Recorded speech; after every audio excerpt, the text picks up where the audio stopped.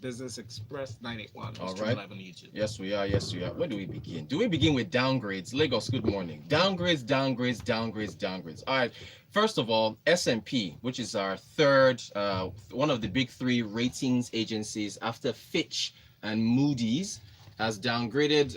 Well, okay. When I say downgrade, let me rephrase that. So they had an initial outlook on Nigeria's credit rating. Yeah, so they do credit ratings. You guys know them now. You know, again, Fitch, Moody's, S&P, Standard and Poor's. So initially their outlook for Nigeria was stable, but now they've revised it and it is now negative. Now, why did they choose to do this? Why they did this? They announced it just yesterday. Yeah. Um, is it the coronavirus? Because what they put there was that they've revised it to negative based on our FX reserves. They specifically targeted our FX reserves. Ladies and gentlemen, if you've been listening to the show, you already know that. Hey, speaking of people that listen to the show, shout out to Ayiton. Yes, Ayiton. I met her at the gym on Saturday. I keep meeting our listeners, always humbled. All right, so if you've been listening to the show, again, shout out to Ayiton and all our listeners. You know that FX reserves have fallen from $45 billion in July of last year to under 38 as of right now, because the central bank has been hell-bent on defending the naira, and they continue to pump dollars into the system. And so Standard and Poor's came out and said that they are worried about the sustainability of Nigeria's FX reserves. A whole giant of Africa, and all you have is $38 billion. That's all you got, right? So how many months of imports is that going to be able to sustain? Also, they specifically targeted the central bank's OMO policy, the policy whereby the central bank has been offering OMO bills to foreigners in order for them to bring in dollars into the country, and also recently excluding PFAs and non-financial institutions and only allowing banks, in fact, also excluding individuals as well. They specifically said, and this thing is available everywhere. I think I retweeted it on my handle. I will probably retweet it on the Smooth FM handle as well. They specifically said that, look, oh, these OMO bills that the Central Bank of Nigeria is offering to foreigners, what if foreigners decide to get spooked and start to sell and decide that, okay, we don't want these bills anymore? The foreigner is going to come back and say, okay, Nigeria, no, I'll take your bill. I don't want your OMO bills anymore. Give me back my dollars. I'm going. Now, I think this thing has been caused by this, what's happening with the sell-off with the coronavirus, because another downgrade, although this was more globally, was from the OECD, Organization for Coordinating Economic Development, the OECD countries, yeah, and Organization for Coordinating and Economic Development. They revised global economic growth down, I think it was by 50 basis points, from 2.9% for 2020 to 2.4. And again, they highlighted coronavirus. So I'm thinking that perhaps Standard and Poor's is saying, well, if oil prices continue to tank and this is under Nigeria's benchmark oil price, well, that means that they're going to struggle for revenue, and that means that the the dollar reserves are going to be put under pressure. So that's probably why they're doing this, just because, again, they revised it. Now, by the way, the other two, Fitch and Moody's, they already revised their outlooks on us to, I believe, from stable to negative months ago. The S&P is just catching up. So look, ladies and gentlemen, we've had this discussion several times about central bank's foreign exchange policy. They also mentioned, what is this thing? You guys need to read this thing. They also said they came out and said lack of independence of the central bank. They stated it plainly there in their report. So now it's very obvious to the global economy. Yeah, it's okay. So Chidi is asking how can we get this written report? Chidi, it's on our Twitter. I mean, I believe I tweeted it yesterday, but it's everywhere. It's on the news. I think Nairametrics has it. Business Day has it. S&P revises their outlook for Nigeria. So you see, it's like 11 or 13 pages. They talked about. I mean, it's the same things. How many times people keep telling us the same things? They say GDP growth is slow. Per capita GDP growth has been is lower. It's falling. We're not growing as fast as our population. The same things, but this time the fact that they've particularly fingered central bank policies and said that these things are not working and these things are placing this country at risk is the reason why they changed the outlook. So, look, yesterday I said that, people shouldn't overhype this virus, but and I mentioned that malaria kills more people than tuberculosis, but malaria is not causing oil prices to fall, and tuberculosis is not causing oil prices to fall, and HIV is not causing oil prices to fall. It's this particular virus. A tourist cruise line from Japan, or was it Portugal? Somebody went out of business, declared bankruptcy yesterday or the day before, based on the fact that, so Chinese people, check this out. Chinese people, when they go on tours, right, apparently they don't really do retail spending. They buy luxury goods. So that's why, and then that's again the consequence of massive economic growth to where Chinese people are really, really wealthy. Think about this. When SARS happened in 2003, China was responsible for 4% of global GDP is what China contributed. That was in 2003. 17 years later, in 2020, China now is 20 to 25% of global GDP. I mean, can you imagine? It just shows you the impact of this. So Chinese folks, when they go out, the fact that this coronavirus is affecting them in this way has affected the luxury goods market. So when they go travel to places, they buy high-end, expensive stuff. Russia, 30% of Russia's tourist market is Chinese folks. So Russia is being affected as far as the tourism market is concerned. So anyway, you step back and you look at the impact of what's happening. So again, back to the cruise line. I can't remember the name. I think it's a Kobe something. I can't remember the name of the cruise line. But they've declared bankruptcy. So, one really has to hope that this thing doesn't get worse. I'm not sure if I mentioned Dr. Doom, Noah Rubini, the economist who is always predicting terrible things. I think I mentioned it yesterday. He's saying that stocks will drop by 40 to 50% this year, and there's going to be a global recession. I mentioned it on the marketplace. I mentioned it on the marketplace in the afternoon. So tune into the marketplace 5:15 every Monday afternoon. It wasn't on Business Express. So Noah Rubini said yesterday that stocks are going to drop by 40 to 50%. There's going to be a global recession, and so on and so forth. Again, markets work on sentiment. So this thing may not be it may not be as bad as it is, because if you think of the number of people that have died. But if everybody keeps predicting that bad things are going to happen, OECD is cutting economic growth, the IMF and World Bank are cutting global economic growth, countries are being downgraded by Nigeria, it then becomes a self-fulfilling prophecy. Global stocks have had their worst week since the global financial crisis of 2008. So look, we're really in a precarious position here, and we got to I don't know. I just hope this thing doesn't get worse. So the Japanese cruise operator you're talking about, Luminous Kobe 2.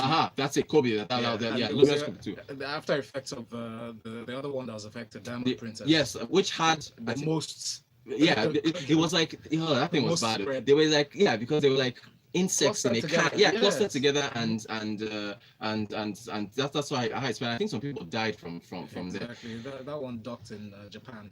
No, look. Anyway, so I don't have any good news. I don't have any good news today. But life expectancy for countries, a list was just released for 2019. Where is Nigeria? Let me give you the top 10 first.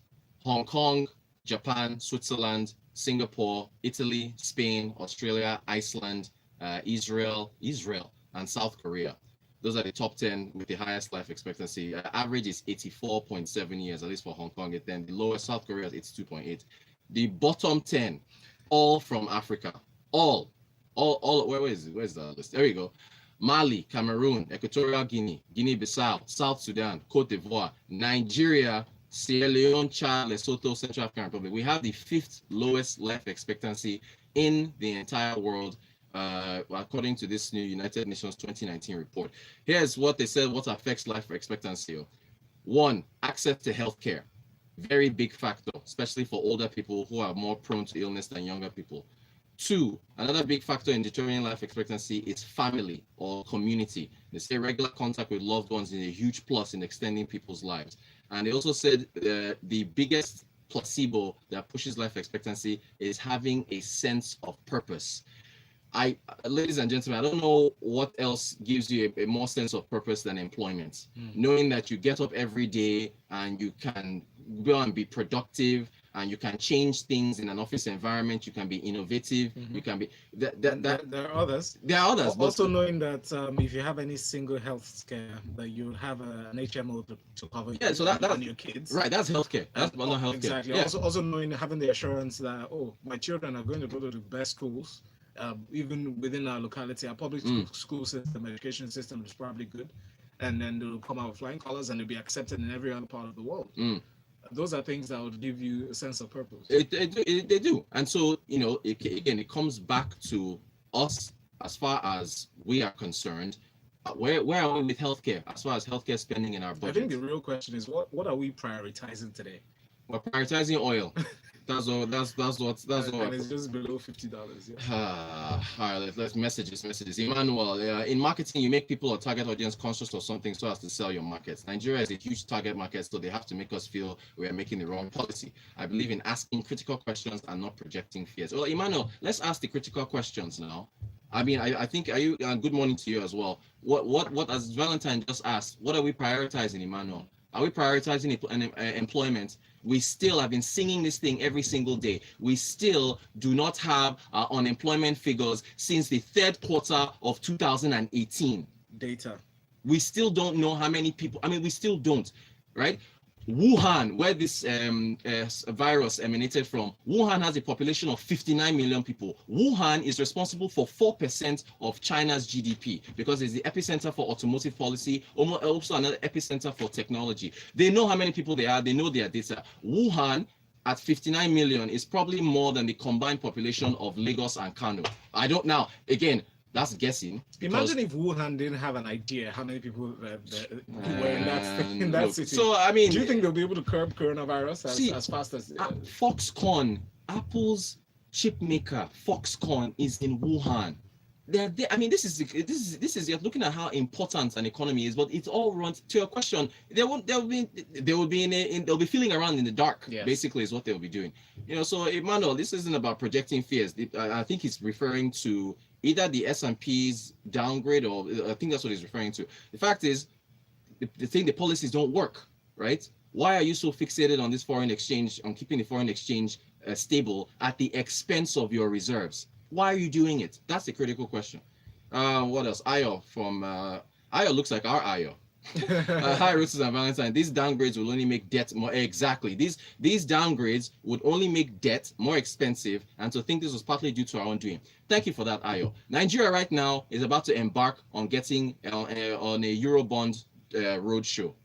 They're looking for $3.3 billion in order to plug their budget deficit gap and also pay extend some funds on capital projects. As Ayo has just astutely pointed out, when you get a downgrade, that means you're more risky. So investors who are going to go and meet on the roadshow to go and ask for money for this Eurobond, I'm going to say, Nigeria, you know what? I'm going to require a higher yield from you, which would mean that I want a higher interest rate from this debt that you're requesting from me. So that's one of the consequences. Don't forget our debt to revenue ratio is somewhere between 50 to 60 or so percent. So 50 to 60 naira of every 100 naira you borrow, you are going to go and pay it towards debt.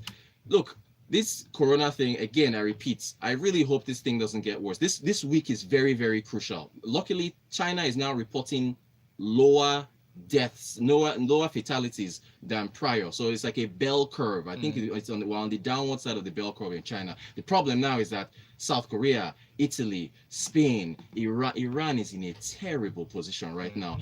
Coming off the back of US sanctions for the nuclear deal, and then now having to face the coronavirus. Their government lied about the number of people that died. The thing escalated. Iran is in, and it's going to now have a ripple effect on the Middle East. I really hope things don't get worse, because it's ugly. Let's see. Bisola says, hi, Rotus, we are prioritizing Boko Haram, not even fuel.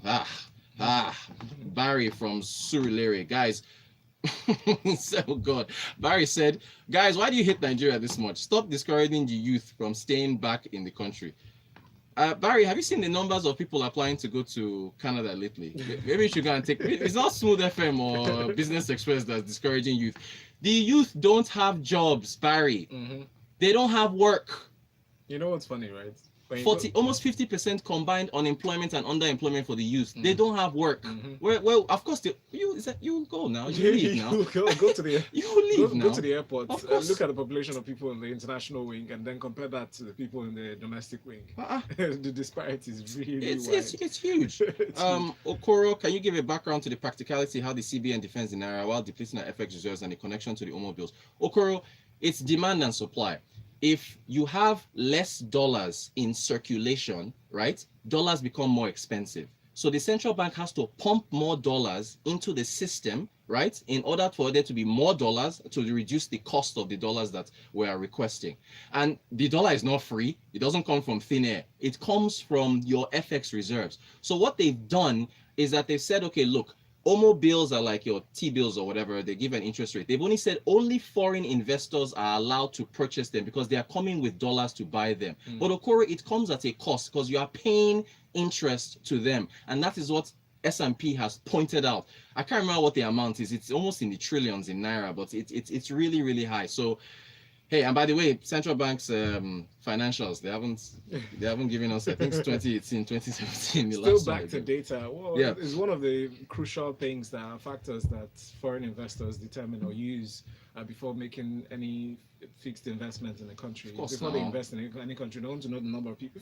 Just let's break it down. If you want to sell small chops to a group of people in church, you would want to know how many people are in church, so at least you can project your profits, revenue, exactly. Project how much you would want to invest in that business and what you possibly get. So it is.